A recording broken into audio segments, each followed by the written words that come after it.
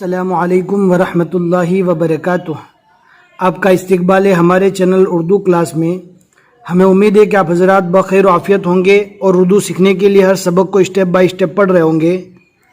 اردو سیکھنے کے ساتھ ساتھ اب ماشاءاللہ بہت سارے مسائل بھی جان چکے ہوں گے۔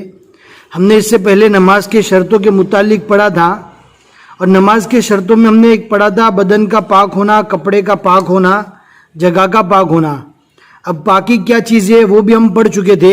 ہم آپ کو یہاں پر ایک بات بتاتے چلے کہ ہم نے نجاست کی الگ الگ جو قسمیں پڑھی تھی، اس میں ہم نے جو نجاست حکمی پڑھی تھی اس کی بھی دو قسمیں تھی، نجاست حکمی بڑی ناپاکی، نجاست حکمی چھوٹی ناپاکی۔ تو اس میں جو چھوٹی ناپاکی تھی، جس چھوٹی ناپاکی کو دور کرنے کے لیے وضو کا کرنا ضروری ہے، تو آج ہمیں یہ وضو کا بیان پڑھنا ہے۔ بہت ہی آسان ہے۔ اور نجاست حکمی جو بڑی ناپاکی ہے، جس کو دور کرنے کے لیے غسل کی ضرورت پڑتی ہے، اس کا بیان ہم انشاءاللہ وضو کا جب بیان ختم ہو جائے گا تب ہم پڑھیں گے۔ اگر آپ کو نجاست کا پورا باب اچھے سے سمجھنا ہے تو ہم نے ایک شارٹ ویڈیو بنایا ہے 8 منٹ کا، انشاءاللہ بہت جلد آپ آسانی کے ساتھ سمجھ جائیں گے۔ ہم لنک ڈسکرپشن میں دے دیتے ہیں، آپ اس ویڈیو کو ضرور دیکھیں۔ اس کے دیکھنے سے انشاءاللہ آج کا سبق بھی سمجھ میں آئے گا، اور اگلا آنے والا ہر سبق بھی آپ کو انشاءاللہ آسانی کے ساتھ سمجھ میں آئے گا۔ آج ہمیں وضو کا بیان پڑھنا ہے کہ وضو کرنے کا طریقہ کیا ہے، وضو کی سنتیں کیا ہے، وضو کس کو کہتے ہیں۔ یہ پورا وضو کا بیان ہم انشاءاللہ 3 پارٹ میں کور کریں گے۔ Step by step serial wise آپ پارٹ دیکھتے رہیں، انشاءاللہ بہت جلد سمجھ میں آ جائے گا۔ اگر آپ کے پاس اس کتاب کی PDF نہیں ہے تو لنک ڈسکرپشن میں مل جائے گی، ضرور چیک کریں۔ بسم اللہ الرحمن الرحیم۔ وضو کا بیان، وضو کا بیان۔ سوال، وضو کسے کہتے ہیں؟ یہ واو ہے، واو کے اوپر پیش پڑھنا ہے۔ وضو کسے کہتے ہیں؟ ہم آپ کو بتانا بھول گئے، طالب الاسلام کا یہ دوسرا حصہ ہے اور 16واں صفحہ ہے۔ وضو کسے کہتے ہیں؟ اب جواب یہ ہے، دھیان سے سنیے جواب۔ وضو اسے کہتے ہیں، الف کو سین سے ملا کر پڑھنا ہے۔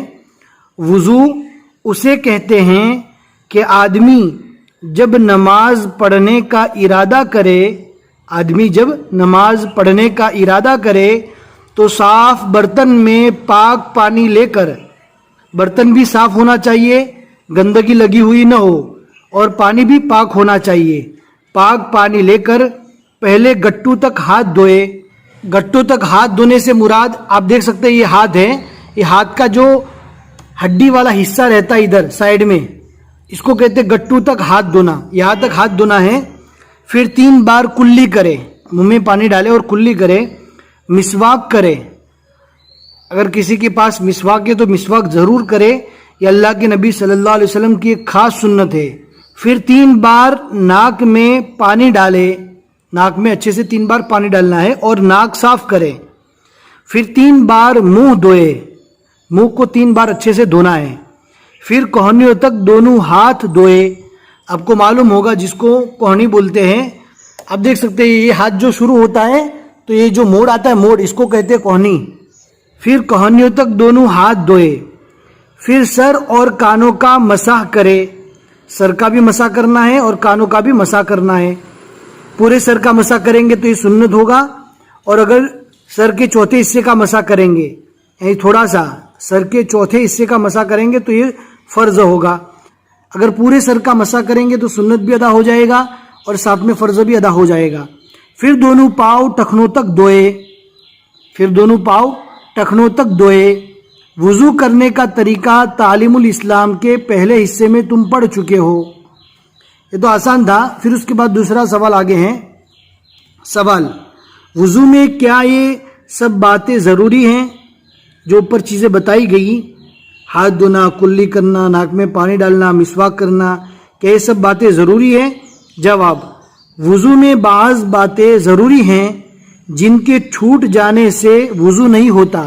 وضو میں کچھ چیزیں ایسی ہیں کہ جس کا کرنا ضروری ہے، اگر وہ چیز اگر ہم نے چھوڑ دی تو وضو صحیح نہیں ہوگا، اور اس کا نام ہے انہیں فرض کہتے ہیں، انہیں فرض کہتے ہیں۔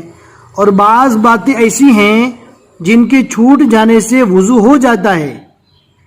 بعض باتیں اس میں ایسی بتائی گئی جو پر ہم نے پڑھی ہے کہ اس میں سے اگر کوئی چیز چھوٹ جاوے تو وضو تو ہو جائے گا، مگر ناقص ہوتا ہے سنت کی چھوڑنے کی وجہ سے، انہیں سنت کہتے ہیں۔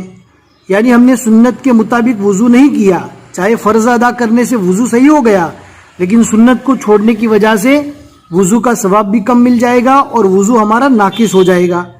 باقی وضو کے ہونے میں کوئی شک نہیں ہے، وضو تو ہو ہی جائے گا۔ اور بعض باتیں ایسی ہیں کہ ان کے کرنے سے ثواب زیادہ ہوتا ہے اور چھوٹ جانے سے کوئی نقصان نہیں ہوتا، اور ان کا نام ہے مستحب، انہیں مستحب کہتے ہیں۔ آج کے جواب میں ہمیں 3 چیزیں سمجھ میں آئی، فرض، سنت اور مستحب۔ فرض اس کو کہتے ہیں کہ اگر اس میں سے کوئی چیز چھوٹ جاوے تو وضو ہی صحیح نہیں ہوگا۔ سنت میں سے کسی چیز کی چھوٹ جانے کی وجہ سے وضو تو صحیح ہو جائے گا لیکن ناقص رہے گا۔ ایسے وضو کے ساتھ ہم نماز بھی پڑھ سکتے ہیں، قرآن پاک کی تلاوت بھی کر سکتے ہیں، ساری عبادتیں کر سکتے ہیں۔ پھر اس کے بعد مستحب کا درجہ ہے کہ مستحب اگر ہم کریں گے تو اس کے کرنے سے ہمیں ثواب ملے گا اور اس کے چھوڑنے سے ہمیں کوئی گناہ نہیں ہوگا۔ یہ 3 چیزیں ہیں۔ اب فرض کس کو کہتے ہیں، سنت کس کو کہتے ہیں، مستحب کس کو کہتے ہیں، انشاءاللہ اگلے پارٹ میں ہم پڑھیں گے۔ آج کے لیے بس اتنا ہی سبق ہے۔ اگر آپ کو سمجھ میں آ گیا ہے تو لائک کر کے ضرور بتا دیں اور اپنے دوستوں کو شیئر کرنا نہ بھولے۔ جتنے لوگوں تک یہ صحیح معلومات پہنچتی رہے گی انشاءاللہ آپ بھی ثواب میں برابر کے شریک رہیں گے۔ پھر ملیں گے انشاءاللہ اگلے سبق میں۔ السلام علیکم ورحمۃ اللہ وبرکاتہ۔